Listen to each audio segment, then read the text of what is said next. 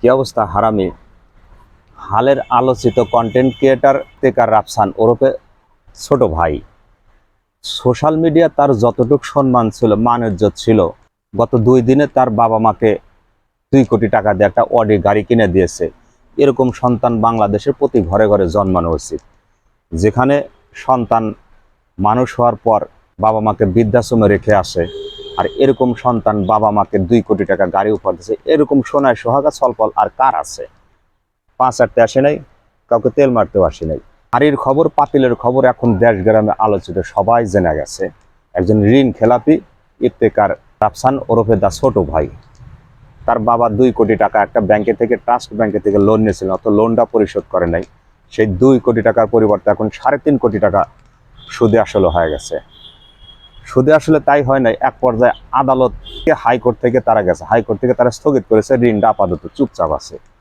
অথচ আমি আপনি সাধারণ মানুষ যদি কোনো ঋণ করি, বাড়ির আশেপাশে কোনো এনজিও থেকে যদি টাকা তুলি, টাকা যদি পরিশোধ না করতে পারি, তারা তো কটু কথা বলবেই। কটু কথা না, তারা আদালত পর্যন্ত, কোর্ট কাছারি, হাইকোর্ট করবে। কিন্তু কোর্ট কাছারি, হাইকোর্ট আমার অসংখ্য লোক আছে, যার কারণে তারা কোর্ট কাছারিতে ফেল মারছে। কিন্তু লোকের কথা তো আর মুখ আটকানো যায় না। আমার টাকা নিয়ে বেটা তুমি ফুটানি করো, তুমি গাড়ি কেনো, এটা কোনো পোশাক কেনো, ইউরোপে যাও, জায়গা জায়গায় ব্লক তৈরি করো, অথচ তুমি আমার টাকা দিতে পারো না। আর 2 কোটি টাকা দা গাড়ি, আমি 2 কোটি টাকা গাড়ি আমার বাপ মায় কিনে দিই।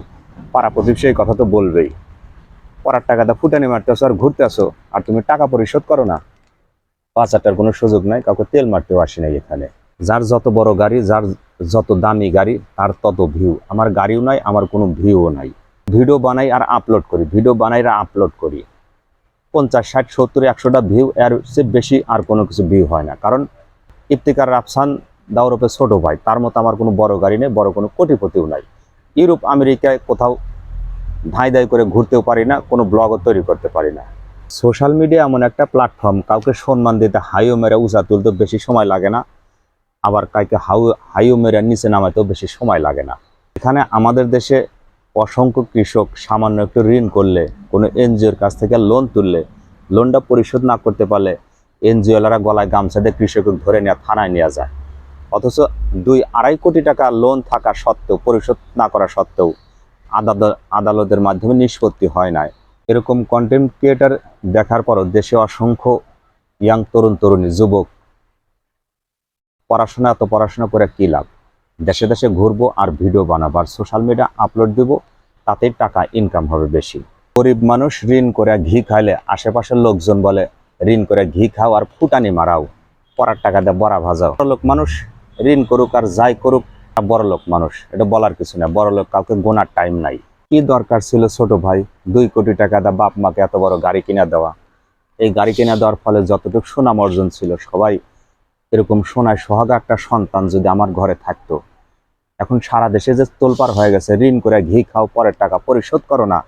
সোশ্যাল মিডিয়া যতটুকু মান সম্মান ছিল, তাও তো একবারে ধুলিস্যাৎ হয়ে গেল। এখন হাড়ির খবর সারা দেশ জেনে গেল। সোশ্যাল মিডিয়া কাউকে রাতারাতি এরকম মান সম্মান হানি করতে কাউকে বাজে না। মিল্টন সামাদ্দারে এত বড় মানবতার ফেরিওয়ালা ছিল, তাকে দেখলে সবাই বাহাবা করত, আহা মিল্টন সামাদ্দার এত বড় সোনায় সোহাগা ছেলেটা, তার 2-250 পিতা মাতা। সর্বশেষে তাকে দেখা গেল এত ভালো না, ভালোর আর এক পিঠ খারাপও আছে। 2 কোটি টাকা দিয়ে ছোট ভাই বাপ মাকে গাড়ি কিনা দিছ, সোশ্যাল মিডিয়া প্রকাশ করা কি দরকার ছিল? চুপচাপ দিলেই তো ভালো হতো। মায়ের প্রতি ভালোবাসা আছে, বাপের প্রতি ভালোবাসা আছে, থাক না, সেটা ভিতরেই থাক, লুকায় থাক। দেশ ও জাতিকে জানানোর কি দরকার ছিল? এখনো দেশ ও জাতিকে যে এত বড় সংবাদটা জানাইলা, মায়ের প্রতি ভালোবাসা, 2 কোটি গাড়ি কিনা বাপ মাকে উপহার দিলাম। এখন যতটুক সুনাম ছিল, তার সাথে 1000 গুণ দুর্নাম হইতেছে আপনার বিরুদ্ধে।